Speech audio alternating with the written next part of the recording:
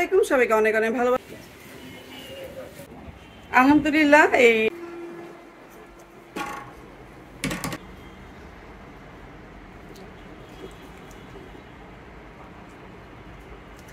আসসালামু আলাইকুম। প্রচন্ড রোদে একদম ঘেমে চৌচির হয়ে গেছি। কিছু করেনি, ঝটপট নামাজ পড়লাম আর খুব আলিয়া বের হতে হবে। আর এবার রোজাতে খালি দাওয়াত পাচ্ছি, কিছু করার নেই। আর ভালোই লাগে দাওয়াতে যেতে, কিন্তু ঝটপট রেডি হয়ে যেতে হয়, এটাই হচ্ছে মানে সমস্যা। যাই হোক, আজকে কোথায় দাওয়াতে যাচ্ছি সবকিছু থাকবে, আমার সাথে থাকেন, পাশে থাকেন, আমার জন্য দোয়া করবেন। এই তো সবাই রেডি হয়ে গেছে। Ready ready pizza ready. আমরা যাচ্ছি আমার সেজনদের পাশে দাওয়াত খেতে, ইফতারের দাওয়াত। আর এই তো ওখানে যাব, কি কি খাবো সবকিছু শেয়ার করছি। আর সেজনদের জন্য কি করে নিয়ে গেলাম সেটা থাকছে আজকের ভিডিওতে, দেখতে থাকেন, তাহলে জানতে পারবেন যে আমার সেজনদের জন্য আসলে কিছু করে নিয়ে গেলাম নাকি এইভাবে খালি হাতে গিয়ে উপস্থিত হলাম। এই তো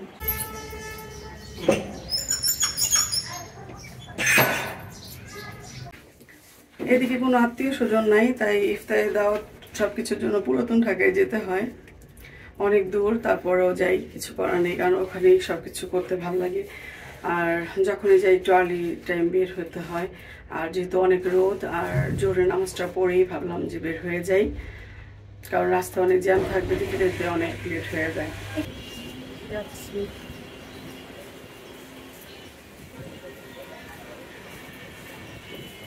ভারী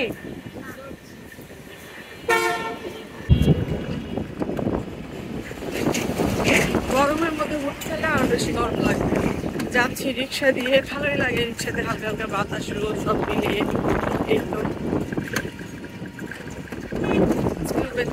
মোটামুটি মিষ্টি মিষ্টি রোদ, মিষ্টি মিষ্টি বাতাস, কড়া কড়া রোদ। খুলে ফেলো।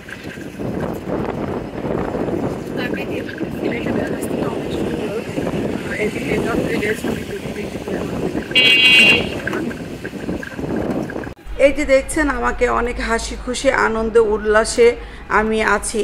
যেহেতু ভিডিও বানাই, আমার ভালো দিকগুলো আপনাদের মাঝে শেয়ার করি। আসলে কষ্ট এবং খারাপ দিকতে ভালো লাগে না সব সময়। যাই হোক, যারা ভিডিও দেখেন তারা কিন্তু হাসি আনন্দ দেখতেই পছন্দ করেন, তাই আমি আমার স্বাচ্ছন্দ্যটাই আপনাদেরকে দেখাই। যদি বলেন যে কেমন আছি, তাহলে বলবো আলহামদুলিল্লাহ ভালো আছি। আল্লাহ অশেষ করুণাময়, রহমানের রহিম। আজকে চলার পথে দুইটা অ্যাক্সিডেন্ট থেকে আল্লাহ আমাদেরকে উদ্ধার করলো। যখনই বের হই আয়াতুল কুরসি পড়ে বের হই, আল্লাহ আমাদের হেফাজত করেন। দুইটা অ্যাক্সিডেন্ট হতে গেছিল, কিসে জ্যাম না না হালকা রাস্তা তো ক্লিয়ার। এটা হলো পুরো আমি পুরান ঢাকারি মামা, এই দেখো ওই যে দেখো গাড়ি আল্লাহ মানে। আজকে তাও যানজট মোটামুটি খুব একটা নাই। ওই যে বাড়ি খেয়েছো যে জন্য। আসলে আমরা উপর থেকে মানুষকে যতটা দেখি যে ভালো আছে, স্বাচ্ছন্দ্য আছে, আসলে ভেতরের গল্পটা কিন্তু তা না। আপনার ভেতরে আপনি কেমন আছেন সেটা শুধু আপনার রবই জানে এবং আপনিই জানেন। মানুষকে বললে কোনো লাভ নাই, মানুষ শুধু সিম্পিতে দেখাবে আর পেছনে পেছনে ব্রাশ দিয়ে দাঁতগুলো মেজে আয়না দিয়ে দেখবে তাকে কেমন দেখাচ্ছে। সুতরাং মানুষকে আপনার কষ্টের কথা বলে কোনো লাভ নাই। শুধু আপনি আল্লাহর কাছেই প্রার্থনা করতে পারেন যে আল্লাহ আপনাকে ভালো রাখবে। এই পৃথিবীতে আল্লাহর রহমতের পরে সবচেয়ে মূল্যবান জিনিস হচ্ছে টাকা। আপনার কাছে যখন টাকা থাকবে না, তখন দেখবেন আপনার মাও আপনার জন্য দোয়া করছে না। তাই কষ্ট হলেও নিজেকে প্রতিষ্ঠিত করা খুবই প্রয়োজন, নিজের পায়ে নিজে দাঁড়ানো খুবই দরকার। আপনি যখন সফল হবেন, তখন দেখবেন পেছনের মানুষগুলো সবার আগে আপনাকে এসে বাহবা দিচ্ছে না। আগে মিরপুর যাওয়ার সময় এরকম বাস ছিল, কল্যাণপুরের রাস্তাটাতে, কল্যাণপুর যাওয়ার আগে বাসগুলো, অনেকদিন পরে এরকম বাস দেখলাম, ভালো লাগতেছে। মোটামুটি ভালোই গরম এবং যানজট ঠেলে এই তো যাচ্ছিলাম। আর যাচ্ছিলাম আমার ননদের বাসায়। যাওয়ার সময় ভাবলাম যে রাস্তার যে ইফতারি সাজানোগুলো আছে এগুলো একটু ভিডিও করে নিয়ে আপনাদের মাঝে শেয়ার করব। যারা আমার ভিডিও দেখেন তারা তো এগুলো দেখতে পছন্দ করেন। আর এই তো যে পৌঁছে গেলাম আমার ননদের বাসার নিচে, তো লিফটে উঠলাম। আর এই ননদ আমাকে অনেকই ভালোবাসে। গত বছর সে খুব অসুস্থ ছিল, তাই সারা রমজান ভোরেই তার বাসায় অনেকবার যাওয়া হয়েছিল। আর এইবার আলহামদুলিল্লাহ, যেহেতু আপু অনেকটাই সুস্থ তাই খুব একটা যাওয়া হয়নি। আর যেহেতু আমিও অনেক অসুস্থ ছিলাম, বলেছিলাম ননদের বাসায় কী নিয়ে যাব ভিডিওতে দেখতে পারবেন। এই যে দেখেন কী নিয়ে গিয়েছি আপনার জন্য। মনে করো যে ওয়ালাইকুম আসসালাম, মিস ইউ।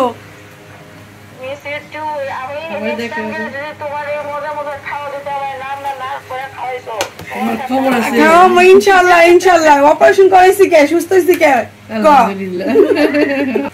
বাবা আপনি এত কিছু করতেছেন, হ্যাঁ এই কারণে কইছেন না যে আগের দিন কইও। মাশাল্লাহ আপু অনেক কিছুর আয়োজন করছিল, আমি রাগ করছিলাম যে কেন তুমি এগুলো করছো, হালকা পাতলা একটু ইফতারি খেলেই তো হতো। ও বলতেছে যে না তুমি আসবা, ভিডিও করবা। ও খুব পছন্দ করে আমি যে ব্লগ বানাই, ভিডিও করি, এবং আপু রান্না করতে খুবই পছন্দ করে, তাই সেগুলো ভিডিও করে নেই। আপুর অনেকই ভালো লাগে রান্না করা। এই যে দেখেন ও এই অসুস্থ শরীর নিয়েও কত কিছু মাশাল্লাহ বানিয়ে রেখেছে, ছেলের বউ যেন নিজেরা খাবে। আপু বাইরের খাবার খুব একটা পছন্দ করে না। আসলে আমরা যারা পুরাতন ঢাকার লোক তারা বাইরের খাবার যদিও খাই, তারপরে ঘরে খাবার বানিয়ে খেতে একটু স্বাচ্ছন্দ্য বোধ করি। যাই হোক আপু ডিপ ভরে অনেক কিছু বানিয়ে রেখেছিল, এবং আমি যেহেতু গিয়েছি আপু অনেক সুন্দর করে টেবিলটা সাজাচ্ছিল, আমাকে বলছিল ভাবি ভিডিও করে নাও। সবসময় আমার এই ননদ আমাকে উৎসাহ দেয়। আর এই তো দেখেন দুলাভাই কত কিছু নিয়ে এসেছে, ছোট পুরি, মাঠা, এগুলো আগেই পাঠিয়ে দিয়েছে। সে আরও অনেক ইফতারি নিয়ে আসবে। আমি গেলে দুলাভাই অনেকই পছন্দ করে এবং অনেকই খুশি হয়ে যায়। আপু এখন একটু হালকা পাতলা ফল কেটে নিচ্ছিল, যদিও ফ্রুটস আমি খুব একটা পছন্দ করি না, তারপর রোজা রমজানের দিন ফল একটু থাকলে ভালোই লাগে। আর এই যে দেখেন আপু কত রকমের ইফতারের আয়োজন এখানে করছে। আর আপু নিজেই ভাজবে, আমাকে কিছুই করতে দিতে চাচ্ছে না। তারপর আমি অল্প একটু টুকটাক হেল্প করছিলাম আপুকে। আপু ভেজে দিচ্ছিল আর আমি সব কিছু দেখছিলাম, এবং টেবিলটা আমি গুছিয়ে নিচ্ছিলাম। যেহেতু আপুর মেয়ে বাসায় নেই, আর আপুর মেয়ে থাকে ইউএসএতে, এবং আপুর ছেলের বউ ও একটু অসুস্থ, ও একটু ওর বাবার বাড়িতে গিয়েছে। আমরা যে নাতি বউ কাউকেই পাইনি, মনটা অনেক খারাপ লাগছিল ওদেরকে ছেড়ে একা একা ইফতারি করব। তারপরও একটু গুছিয়ে নিচ্ছিলাম। এই যে আপুর বারান্দায় এত সুন্দর করে একটা লেবু গাছ হয়েছে, সেই লেবু গাছে দেখেন ক্যাটাপিলার মানে প্রজাপতি হয়েছে। এই ক্যাটাপিলারটা কয়েকদিন পর প্রজাপতি হয়ে উড়ে যাবে। এইটা আমার গাছে হয়েছিল। প্রথম যখন হয়েছিল আমি ভয় পেয়েছিলাম, তারপর যখন ইউটিউবে সার্চ দিয়ে দেখলাম যে না এটা এক ধরনের প্রজাপতি, তখন কিন্তু অনেক ভালো লেগেছিল। এই যে আরমাইটোলার মাঠ, এই আমার ছেলে স্কুলে পড়তো, এই মাঠে খেলতো, কত গিয়ে বসেছি এই মাঠ, অনেক ভালো লাগে। কাজ করছো ফুপির বাসায় এসে, ভালো লাগতেছে? ফিজা অনেক বড় হয়ে গেছে, ফিজা ফুপির বাসায় এসে ফুপিকে হেল্প করছে, ট্রেগুলো মুছে রেডি করে নিল ইফতারের জন্য। এখানে রেখে দাও, তারপরে তুমি সাজাও। ও আজকে টেবিল সাজাচ্ছে সুন্দর করে। পিজাটা বের করো, রেডি করো।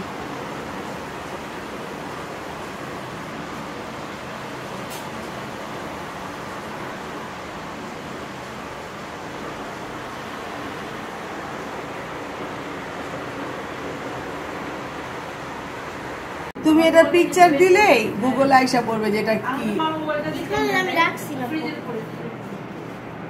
দেখো গুগল আইসা পড়বো। আপু নতুন একটি রেসিপি করেছে, রেসিপিটির নাম হচ্ছে থ্রেড বল। এত সুন্দর লাগছিল, সম্পূর্ণটা চিকেন দিয়ে করা।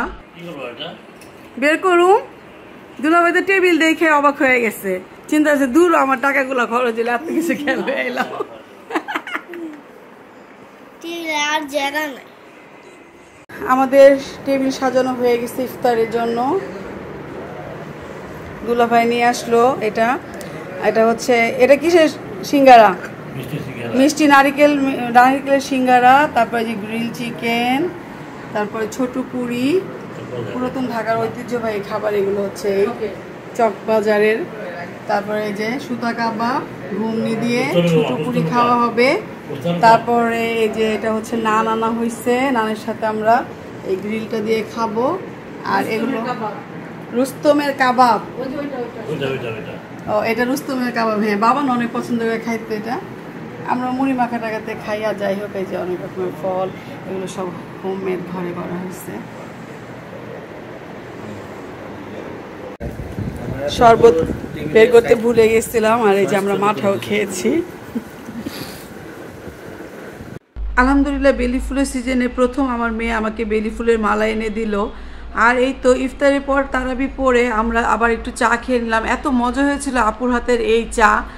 আর এই তো রাতে রান্নার জন্য এগুলো করে নিয়েছিল, চিকেন, তারপরে তো মাগুর মাছ রান্না করবে, যেহেতু আমার অপারেশন হয়েছে। আমাকে আর মাগুর মাছ, দেশি মাগুর আমার অনেকই প্রিয়। আর বাচ্চারা যেহেতু চিকেন খাবে, তাই চিকেন রান্না হবে। রান্না বান্না অবশ্য আপু করে না, এগুলোর জন্য আপুর নিজস্ব কাজের লোক আছে, এবং এই পারবিন, তার হাতে রান্না অনেকই মজা হয়। তো যাই হোক, সে রান্না কষাচ্ছিল, রান্না করছিল। এগুলো হচ্ছে আজকে আমাদের সেহরির খাবার হবে। তো হয়ে গেল বুটের ডাল দিয়ে চিকেন, অনেকই ইয়াম্মি হয়েছিল এই চিকেনটা আর মাছ। তাছাড়াও আরও অনেক আইটেম ছিল, সেগুলো আমি ভিডিও করতে ভুলে গিয়েছিলাম। শুধু তো ভিডিও করলে হবে না, যেহেতু গিয়েছি আড্ডা মারতে, গল্প করতে, নামাজ পড়বো, আপুর সাথে অনেক গল্প হবে, তাই ফাঁকে ফাঁকে এগুলো ভিডিও করতে ভুলেই গিয়েছিলাম। রোজের দিন আমার হাজব্যান্ডের বাসায় ফিরতে ফিরতে রাত 2টা 1:30 বেজে যায়।